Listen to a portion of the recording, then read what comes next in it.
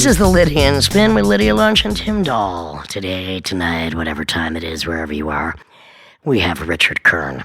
Now, Richard Kern and I go, well, I would say, pretty far back. He's a photographer, filmmaker. He's bizarrely a happy-go-lucky guy in spite of the material he's covered or produced, which actually is more diverse than anybody would think. Some of my favorite photography of Richard Kern's is actually his commercial portraits, especially one I really loved. It was, to me, so perverse, which was of Glenn O'Brien. But he's done any number of celebrities. Of course, he started doing fanzines, I think was his first foray. So, Richard, tell us a little bit, because what I'm really interested in is, of course, why we all came to New York and what you were first doing when you got here, which I think was your fanzines. Yeah, I came here because I'd gone to school in North Carolina, and everything, I was studying art, and everything that was going on was in New York. That was in the 70s.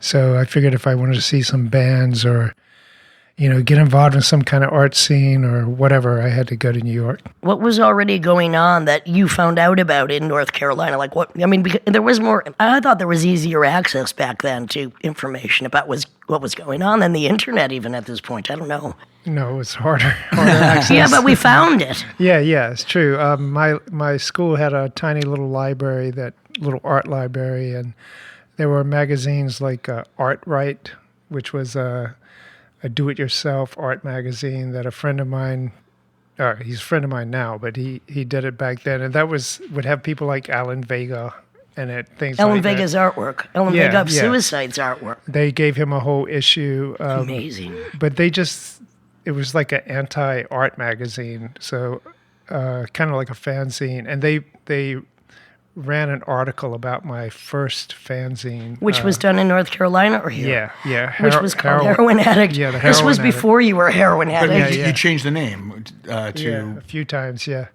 It was the Heroin Addict before I did heroin. Okay, I want to... And then it was? And then it was the Valium Addict when I started doing Valium. Oh, okay. I want to talk about how many circles there are in the Lydian Spin, and that's why it's called the Lydian Spin. For instance, Kern said he saw this art mag fanzine that now a friend of his made on the artwork of Alan Vega. Alan Vega and Suicide, my first friends when I came to New York. I've been doing tributes to the band Suicide recently and working with Mark Hurtado, who's filmed Alan Vega's artwork, which shows at the MOMA. So another circle within a circle is Richard Kern makes a fanzine called Heroin Addict before he's old enough or rich enough or in New York to become one.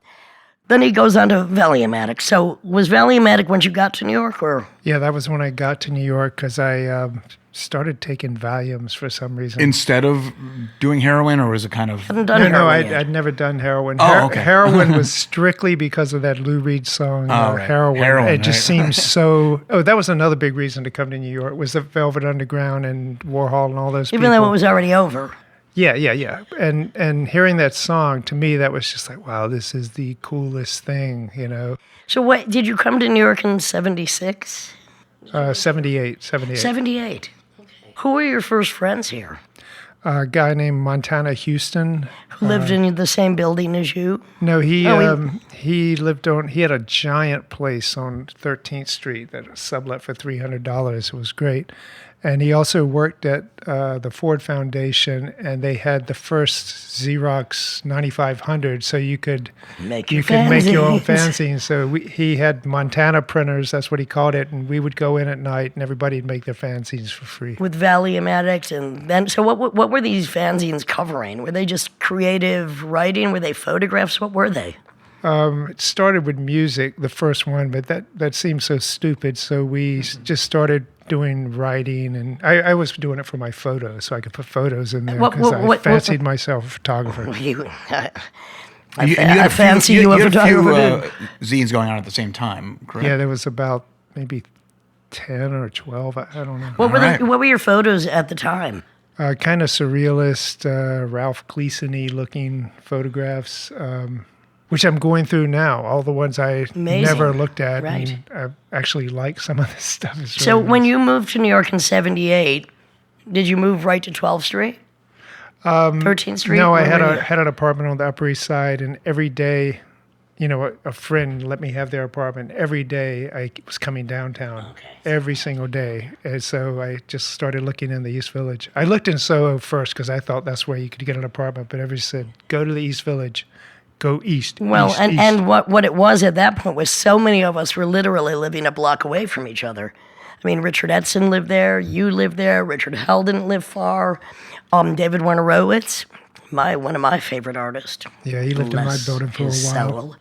So, all right. So, when did one of my favorite films that you did, because it's actually one of the best documents of a place and time that no longer exists, which might have been one of your first films, was Goodbye 42nd Street. Yeah, that was the first one I made. And just tell us because it was basically just a visual travelogue of 42nd Street. Yeah, I read in the paper that they were going to sanitize 42nd Street, and at that time it was all grindhouse theaters and sex shops and stuff like that. So I thought it was going to happen immediately. It took them forever, but That would have been Giuliani, I guess. Yeah, 96. Yeah. Well, it took him forever, but however, I ran up there and walked up and down the street, shooting all the storefronts, and then just cut in some images of what I imagined would go on in these sex shops. I never went in one, but I went into a lot of the theaters to see, Cannibal Holocaust, Make Them Die Slowly,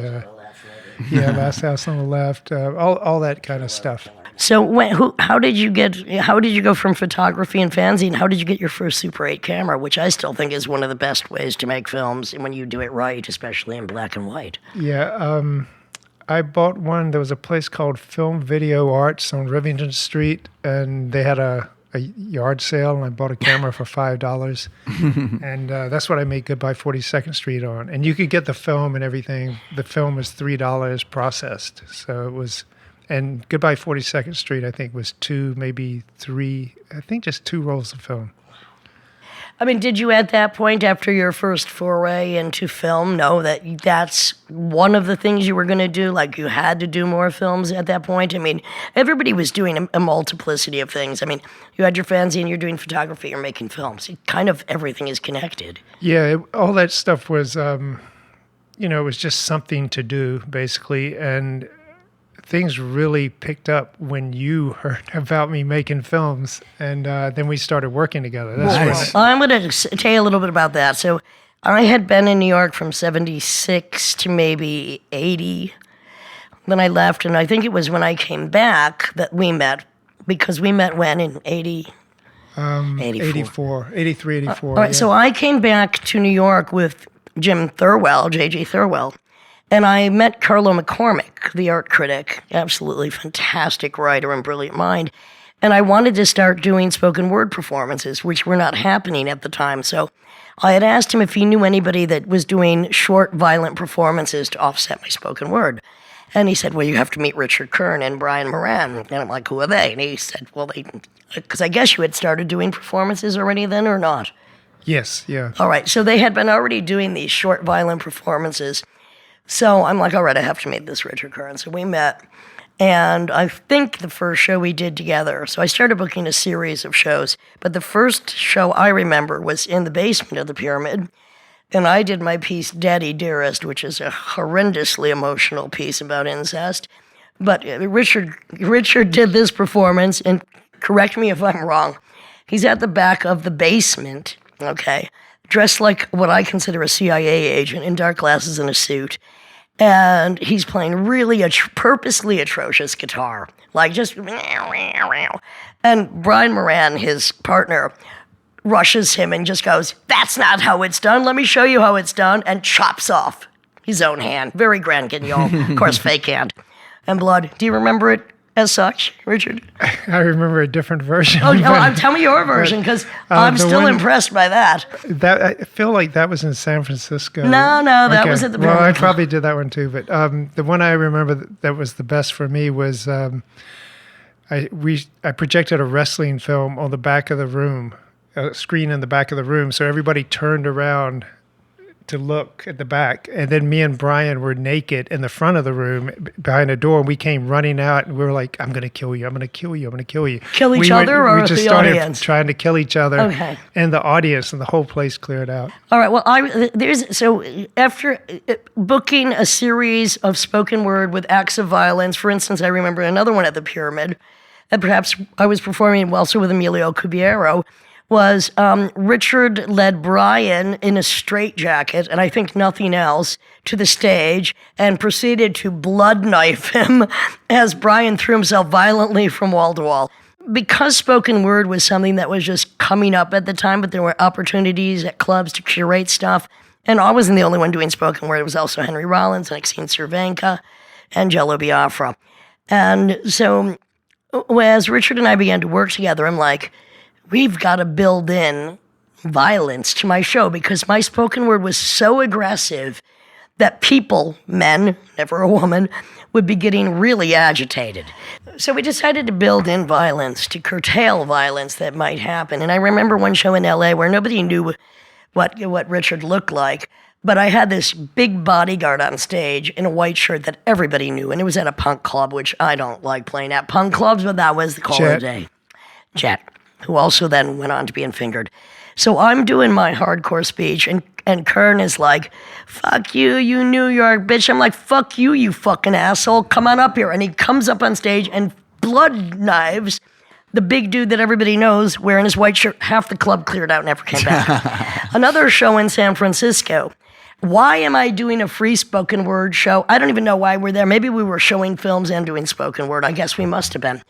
So I'm doing a speech, I'm doing another hardcore rap, and somebody bottles me with a full bottle of Heineken in the head. But my adrenaline is so high, I don't fucking stop. So we had this already planned, not my bottling in the head, because I could have died, but it takes more than one bottle of Heineken. So I said, all right, now it's time to separate the idiots from the assholes. The idiots can stay, but the assholes have to leave. And that's when Kern pulls somebody up a plant from the audience, turns him around, and blood knives his forehead. No more heckling. Need I say, no more heckling. We had some good times. We had to build in violence. Yeah. So it was a great tour because we showed up and Fetus would have reel-to-reel tape and Lydia would have nothing, and I would have sometimes I would have a roll of film, and they'd say, "Where's the bands?" Well, now, I mean, all the knob turning, you guys were ahead of your time, basically. Well, early Fetus shows were absolutely monumental, especially when he started having the pig heads on sticks. I mean, he didn't need a band at that point. And I also remember once when we were, I think it was again the three of us doing a show at the Ritz, and you got kicked out because of a photo of a girl that actually preceded the Abu Ghraib. It's kind of the Abu Ghraib position with a girl with the black hood, same position. Yeah, I was showing Evil Cameraman, and I heard over the intercom, "What is this shit on the video from the owner? Get that asshole out of here." Well, they thought it was an underage girl, which bouncers. it wasn't. I mean, he was never working with underage girls. So let's talk a little bit about the films like After Goodbye 42nd Street. So where You Killed Me First, Karen Finley, David Wernerowitz, and Lung Leg, basically about a traumatized and heinous family. Yeah, it was a pretty normal family. It was supposed to be... Karen Finley and David Wernerowitz, real normal, yeah. It was supposed to be about, why Lung Leg was the way she was. And so I just showed all the things that her parents did. Not necessarily to her, but just the way they acted. And then at the end, she kills them. And that became, that and Fingered became the most popular films. Because you killed me first, and I fucked you last. And so you, shortly after that, you were people started asking you to make music videos. I mean, that was just a couple years later, right? Fingered came out after Death Valley 69. Well, let's talk about it for a minute. I want to talk about Submit to Me, and I'm going to talk about Submit to Me and Submit to Me Now, which were films that I considered kind of filmic documents of people at the time. Like Kern wasn't really directing. He was just saying, I'm going to turn the camera on. You're going to do whatever you want to do. So it was kind of a photo. For some people. For some. There was a lot of people I actually had to say, do this. Well, because, he had to encourage. You had to direct. For some people, he just said, I'm going to turn the camera on, do whatever you want to do. Like you. Well, come on, because I know what to do. Yeah. So to me, that was I considered it violent wallpaper, and we would often show that at clubs, especially if Wise Blood or Fetus and I were doing shows. And the soundtrack was great because one of my favorite songs to this day was Cherub by Butthole Surfers, which is in one of them. But I just thought it was a very good document of weirdos at the time just doing whatever they wanted to do or whatever Kern encouraged them to do on Super 8, which always looked amazing. Yeah, and the pay was 1 hit of ecstasy or $15. Hey. I never got either of that. Keep it simple. You owe me. I want to go back a little bit. So you said you came to New York, Velvet Underground, all this kind of what was perceived as kind of counterculture, the vulgar urban experience of New York City, 70s. Did you have photography or film ambitions when you arrived, or is this kind of like, that's just what I'm going to do in this kind of creative stew that I've arrived to? I mean, did you... I was doing those fanzines, and Right. I had studied sculpture when I was in school. Oh, interesting. But Okay. there was... Something for your old age. I didn't do it because I didn't have the space, but mainly I just wanted to get in the nightclubs. I wanted to get past those ropes. Lydia says, she got into music to be Lydia Lunch. It wasn't Yeah. like, I'm a musician showing up and to play I music. got into music to do spoken word. There you go. Hello.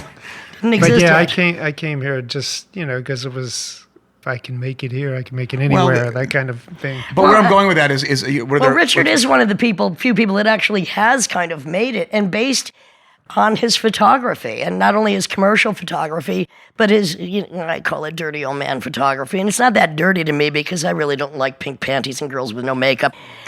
So, Richard, come to New York, you got your fanzines, you're doing photography, you start doing films, we start doing shows together.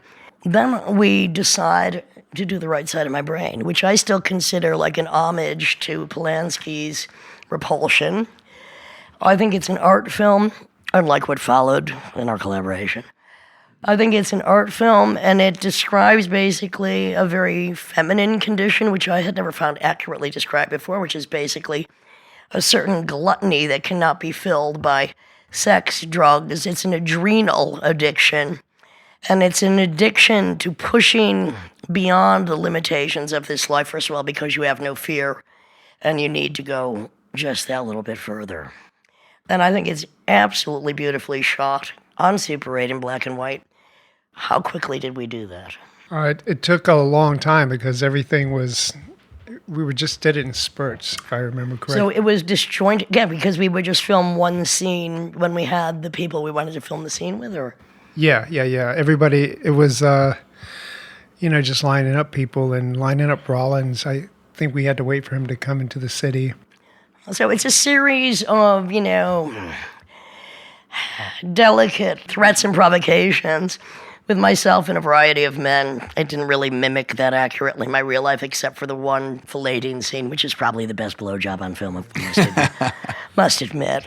We don't need to. But we had to shoot that twice because the first time we tried to shoot it in my basement, all the power blew out. Well, that's how powerful that is. Yeah. All right. Electric energy. Yeah. Exactly. So and then The Right Side of My Brain, and I love what you said about it because okay, after we filmed it and it was edited, the narration came after, and I guess you had said that both Thurwell and I were in the studio, like doing the music and the narration kind of simultaneous to the film. Yeah, because at that time for Super 8, the only way you could record sound was to put it on this tiny little stripe, and you had a kind of a headphone jack size cable going into the projector, and they had to watch the film, and he had to key the music as the film was playing, and she had to do the dialogue as the film was playing. So it's a live recording. It's But nice. the dialogue was what it was based on. I knew the point that I wanted to make in that film, which is basically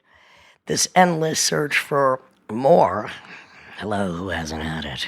Hell, we're all gluttons. And that was Lydia. We were shooting these isolated incidents, and I think you came up with the idea of just making this as a dream, her reflecting everything. Well, in the same way that Repulsion is kind of a nightmare. So back to the Polanski. So, all right, so we did that, and then we just I don't even know how we got shows, or we went to Europe. We did a lot of shows together with Fetus, spoken word, films. I think we go to Japan. Yeah, we went to Japan too, and Lucifer. during that, you were talking about the pig heads. I had to go out during the day and find pig heads in Tokyo. I don't even know how I did that. You're a very industrious man. Because in the 80s, in Japan, nobody spoke English. Right. There was Nobody. no There were English. even no numbers on the streets. No English and no Roman characters on the any of the signs. Everything was super confusing. How did we even get to Japan? And I was jonesing. I remember that. Aw. And Japan's not a place to be jonesing. And pig's blood wasn't going to do it for you. No, and we were warned, do not bring even a joint. All right. And your friend Marcy showed up with pot at the show. That's kind of amazing. Classic. All right. I don't know how that happened, but whatever. Somehow it was just a sign of the times that we were able to do these very concise tours in Europe or even Japan with just 3 people, I guess. And were fans showing up in Japan? For Yeah, these? they were. Fans were everywhere. Yeah. So We somehow got especially- paid everywhere we went. Especially the way Lydia and Fetus looked, because they both had bright red hair. Right. And everywhere we went, we were mobbed by these little girls. Little girls. I heard some of these stories. It was just the same trip where the girls showed up with little homemade dolls of you. No. They'd show up with like gilded album-sized covered things to be autographed. And one time I just got so pissed off, I snapped one with a hanger and they just ran off crying. Anyway, well, okay, back to the update. So, I mean, this was all the mid-'80s. It was a very vibrant time because I was back in New York from about 83 or 4 to 90. And that's when we did Right Side of My Brain. And then I don't even know how the thought of Fingered came about. That was the result of the reviews for Right Side of My Brain were all so negative, calling it misogynist and... Yeah, story of my life is misogynist. No, I'm a misanthropist. Moral judgment. You're judging my life. You're judging my desires. Fuck off. And we had... I'm like, you want to see misogynist? Yeah, we said, okay, well, if that's what you think, where do you see the next movie? And I had seen a lot, I watched a lot of horror movies, and they would always show, this was particular to this movie, The Gates of Hell. It would say, you have arrived at the gates of hell. So and it had the whole movie in it, just like a lot of trailers trailer, do. yeah. So we were going to make Fingered as just the trailer and not bother with the whole movie. Well, and basically, to me, it is a trailer. It is a drive-in exploitation trailer, was the point of it. Kind of anti-art or resistant to the norm of any day. And also, to me, I mean, even though there's pornographic scenes in it, it's not pornography for a few reasons, because there was a goal to pornography, like making money, which I guess we made a little, but however, and getting people off. And this was kind of the opposite of getting people off, although I'm sure there were frat boy beer parties. But there was also people like Karen Finley walking out almost vomiting when she saw it. And then, you're just carrying on the cycle of abuse. It's like, yes, that's what I am trying to show here. Right. With Fingered, I was trying to show victim becomes the victimizer. This is what happens. And also it was based on a lot of incidents that Marty and I had already had. This is Marty Nation, who was featured on one of our podcasts as well. The line of, especially with New York pornography, there is a kind of haze of pornography and art. And where I'm going with this, I mean, you worked with Dian Hanson. I mean, Dian Hanson moving on to Taschen, that was a pretty a nice step for her career. Yeah, one of the few people who made the transition from porn to the straight world. But I mean, because this wasn't pornography, it was pornographic. It's kind of a different thing. And also, I mean, what were the reviews of that? I mean, if Right Side of My Brain had...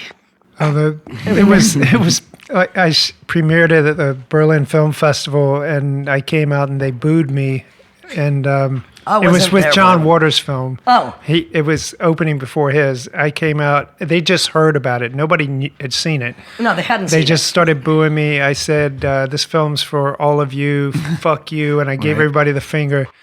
And that got us in Variety. But then the festival closed all the rest of the screenings, took them all down. Oh, God. And it went on like that everywhere I showed. For me, the whole point of all the early stuff I was doing and why Lydia was so good to work with. It was, I just wanted to fuck up everybody's sex lives and their relationships. I just thought that would be a way to change things. I just wanted to change it for the worse. My relationships. Yeah. I wasn't trying to fuck anybody up. And the first thing I said to Richard after we saw Fingered is, it's not hard enough. Yeah. I just got goosebumps saying that because I really meant it. I'm like, yeah. All right, this is 20 minutes. It's the story of my life. I've done this shit.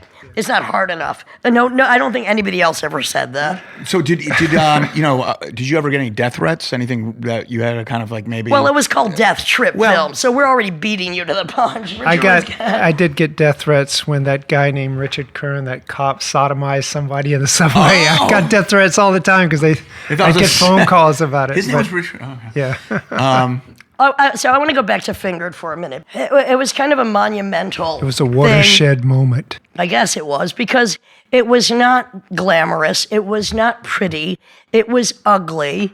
It wasn't trying to be nice, but it's been accused of being both the most misogynist and the most feminist film.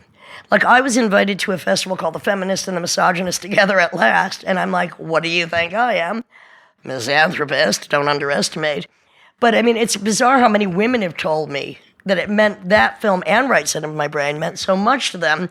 And then there's frat boy beer parties. It's like everybody had a very different opinion. You don't set out doing art thinking that it's either going to be loved or loathed or shocked. I never thought anything I've done has been shocking. I didn't think that film was shocking. This is my life. It's 20 minutes. You can't fucking take it. This is the Lydian Spin with Lydia Lunch, Tim Dahl, and Richard Kern. Be right back. Can't take 20 minutes of my fucking life.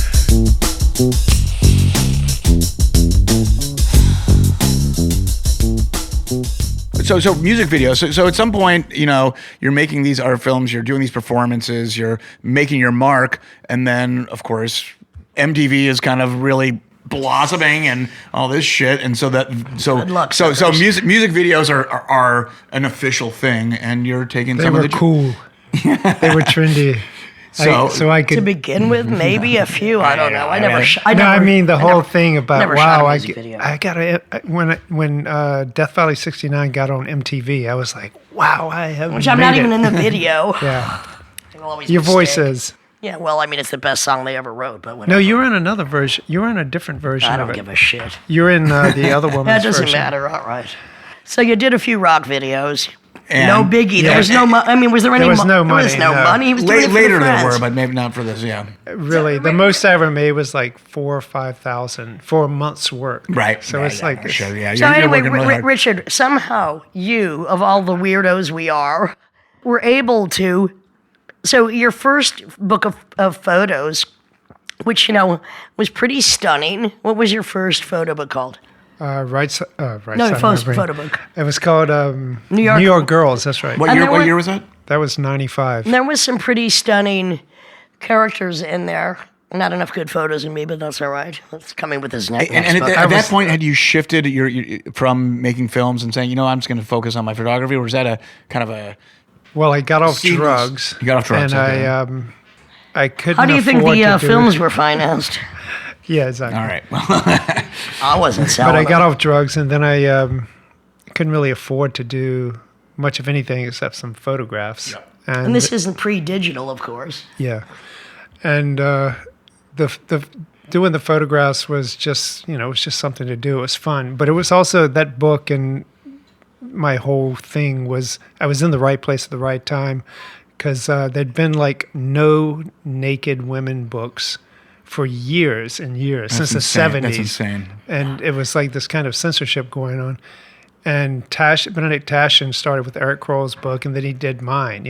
There weren't that many people sitting around shooting naked girls, and I just happened to be I just can't get it when the who doesn't want to have people take their clothes off and break out your camera? When the art community starts censoring itself, and we have so many enemies to begin with. That's happening we start right now. Policing ourselves. It's happening now. Richard, trust me, I know. Other than amusement, entertainment, and what else are you going to do every fucking day? What was the point of you photographing anybody naked? That they would come over to my house and I could see them naked. And it was also It's such a country boy thing. keeping with my my beliefs about sex and everything. I could have this intimate relationship without ever having to get too close. Well, or in other words, you could fuck them, but you didn't have to talk to them. No, I didn't fuck them. I just Look, let's clarify one thing about Richard Kern and I. When we first met, he had a pact with Brian Moran. And by the way, Brian Moran was at your show. You had that I sex saw. with Brian. I never did. You did? Which show? Oh, I thought you did. Your show with Alex Ward and Charles. I did. Oh, and Charles Hayward. You yes. had sex with Brian Moran. All right. They had we got some juicy stories here. They had a pact to not have sex with me. And after Richard had sent me for my birthday one year a photo of his fucking Loch Ness Monster, I'm like, not having sex with me is your pact? Honey, I ain't going near that fucking thing. Just saying.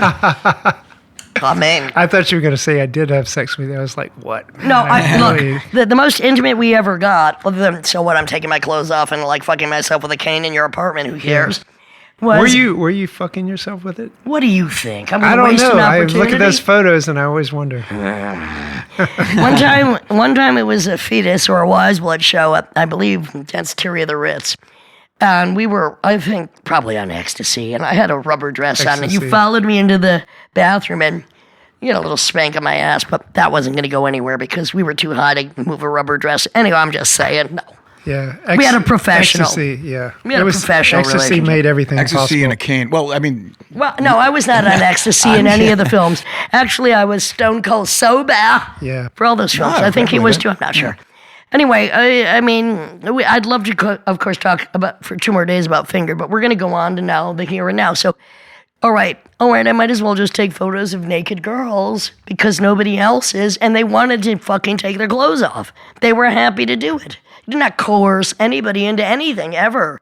This is what people really have to know, is any of those films, the violent wallpaper, the girls in or out of panties, some people just want to take their clothes off. In front of Richard. And back to submit to me that those movies were made because all these people kept saying, hey, I want to do something. I'll do anything to be in a movie. And there were some pretty good acts in those films. It's the same thing with the naked photos. It was all people that wanted to do something fun. Now, in the Me Too era and in the kind of modern puritanical zone that we're in, has anyone come back with revisionist history about this? Yes, but I want to cut in for 1 second before that, because what I found interesting about Kern after doing these kind of degenerate, especially with me, films, and I mean, which were hardcore, that then he kind of veered toward these much more innocent photos, like girls with no makeup, pink panties. They weren't at all deviant. They were just kind of natural, which I find repulsive. By the way, I find natural sex kind of boring. It's like, I want the full Betty Page gear, but I'm just saying. So he actually... Doesn't sell. What? That doesn't sell. I'm not talking about selling it, honey. I'm talking about what happens in my bedroom. I hear what you're saying. I mean, it's the same with R. Crumb with the giant thick legs. I mean, it opens up a new angle of sexuality for all types of people. What's interesting about Richard is he went from high deviance and he actually got kinder and gentler. So he's doing girls natural, no makeup, pink panties, whatever, doing what they do when they take their clothes off, looking silly. Like, to me, they look silly, but that kind of became your trademark for a while. And it was far more innocent than what you were doing before. Yeah. And it's like nobody was coerced about anything. I think just like with Finger, the rougher the movie was, the medium, the Super 8 made it look really gritty, and that really bothered people because it seemed like a snuff film. The same thing with when I'm shooting photos of girls that just look kind of average and they're naked, looking, just standing around, then that probably looks like, people some are not kind of for anything. But wait, I want to say that Kern kind of predated an anti-Kardashian movement. Oh, yeah. Okay? Because to me, the Kardashians, billionaire cunts of no talent, but plenty of surgery, like, anybody can look that good with the right amount of surgery and the right amount of makeup and the right amount of lighting. And Kern preceded kind of a bucking against that. Because also anybody can look good with Photoshop, with makeup, with the right lights. This was actually taking things back down to a more natural level. So, okay, and that became kind of your trademark and successful for you. Yeah, but that stuff was also a response to the stuff in the 80s, like the big hair, the Right, fake was it, tits. okay, it was a response to goth. Yeah. Yeah. Basically the same thing. I mean, now we have the digital big hair. We got all the digital. No, I Landing want It to was a go. strip, response to pussy Robert hair. Smith. But I want to go back to this. Like you have a lifetime worth of work, a lot of material, and you're dealing with subjects that not everyone's comfortable with. And you're Nudity, portraying- sex, So I want to go. reality, So 42nd Street. Are people coming back to you with Violence. revisionist history? You're just explaining, Lydia, from your perspective too, that these are voluntary collaborations and Instigated by me. But Yes. but I'll yeah. just say yes. Yes. That has happened. I don't yeah. even And necessarily. it happened even before I believe these it. times. Yeah, but It's also- happened, but- it's happened all along. There's always been somebody who has second thoughts Yeah, about but something then they did on the spur of there's the moment. always been somebody that has second thoughts, and you've also showed in incredible museums and galleries. The films have been at numerous film festivals. The Whitney Museum chose Fingered as its top alternative underground film and took me to Australia. So there's been a backlash, but give me a fucking break. No, I agree. Like, you know how many people have hated me? Oh yeah. You know how many people love me? I'm not counting.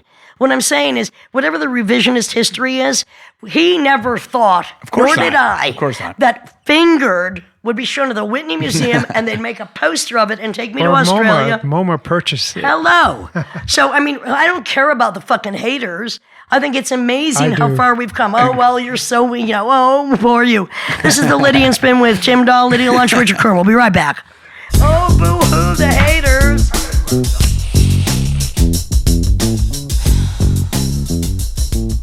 Tell us about your celebrity photographs. Portraits, yes. Well, no, because I think they're really pretty stunning. Actually, they're really incredible. They're very artistic portraits. I think for me, they're far more interesting than a girl in a pair of pink panties in the toilet looking at her toenails. The girl photos, I'd like to point out that I was making rock videos, making, like I say, anywhere from 200 to 5,000 a month. And then Ally McDonald from LFP called me and said, "Hey, That would be Larry Flynt Productions. I know you shoot young girls. We'll give you 2,000 if you can give us 5 photos." And instantly, the calculation went off in my head, and I thought, "What the fuck am I doing music videos Yeah. for? There you go. I can just be making a ton of money." And I didn't make a ton, but all of a sudden it freed me, just like someone who sold drugs could be free to do whatever they want. Well, also, let's talk about Larry Flynt Publications for a There you minute, go. because he's the only man I've ever voted for. Larry Flynt, Hustler Magazine. Hustler Magazine printed my article on Dominic Strauss-Kahn with photos of him, Yeah. which was pretty incredible. I've always thought Hustler had something a little bit more than the normal pornography. They were hardcore pornography, but Larry Flynt was, to me, a freedom fighter, still is, was shot for it, have always been willing to pay for dirt on politicians, still do. And I still do think the cover of A Meat Grinder with a woman in it is one of the best illustrations of how most men, that is normal politicians, see women as something just to be ground up and eaten or spat out. This is the Lydian Spin with Tim Dahl and Richard Kern, and we're talking about whatever we We're want. talking about celebrity. So you. Yeah, I you wanna hear moved about the on, celebrity You portraits. realize, okay, here's an opportunity. I can just do this. Well, you're doing young girls, but then it kind of opened up your still photography career, correct? Yeah. Portrait yeah. photography. Yes. Well, portraits, but that's not exclusively portraits. You do. No, I would do anything. Right. Put it that way. For money. Yeah, exactly. Should have been a gigolo. And then I would, and what? You should have been a gigolo. You would have. I would do anything but See, that. the thing That's is, like to, you should have been a gigolo, honey. With that, like Nick said. oh please, he's got no talent. He's got nothing to bank on. So this opens up. Suddenly you have this bigger career. You're making more money. What are the next moves that start happening? I never made that much money. I have to say Well, what that. was, of course, because you're an artist, you're not a true pornographer, and you're not really a true commercial artist. But But when did the celebrity photos come in? I mean, was it something like Paper or something like that? No, it started with Filmmaker magazine would send me to Toronto and Sundance to shoot people, and they would actually pay. How nice. Do they still exist, Filmmaker magazine? I think so, yeah. I mean, that used to be a really good magazine. But when magazines would actually, in the old days, they'd pay you, they'd fly you there, they'd put you in a hotel. It's a bit different now, but, then Index, that helped quite a bit. Index magazine opened up, I think, a lot of doors. I don't know, what was Index magazine? It was this Peter Halley, this artist. Okay. It was a big ripoff of Interview magazine. Okay. And it was big in the art community. Okay. And I got so many shows just because they seen my stuff in there. But the shooting celebrities, it's just sometimes it's good, sometimes it wasn't. What? Okay, so I mean, where to? I hate celebrities. Not all. I mean, some is. I don't hate them. It's just like they're not. That why we worship them is just. Well, who worships anybody? That's eroding. Anyway, but now you got quite a few books coming out. So you were saying before that you were like reviewing your early stuff, that you shot, which has got to be kind of a treasure trove because it was shot on film. It's sitting there because you've always gone forward with whatever you're doing. So what's coming up now? What is the book releases for the coming times? There's probably the last girl book for a while, which is one Maybe I'll go on to boys. I went to Japan. I think I'll go I did on in boys. Japan. And there's one from the 80s that's coming out. And then I just started putting out all these little books just for fun. Do you still release the films? Are they still available? Yeah, the films are... Where's my royalty check, motherfucker? I sent you one. It doesn't matter. Talk about that later.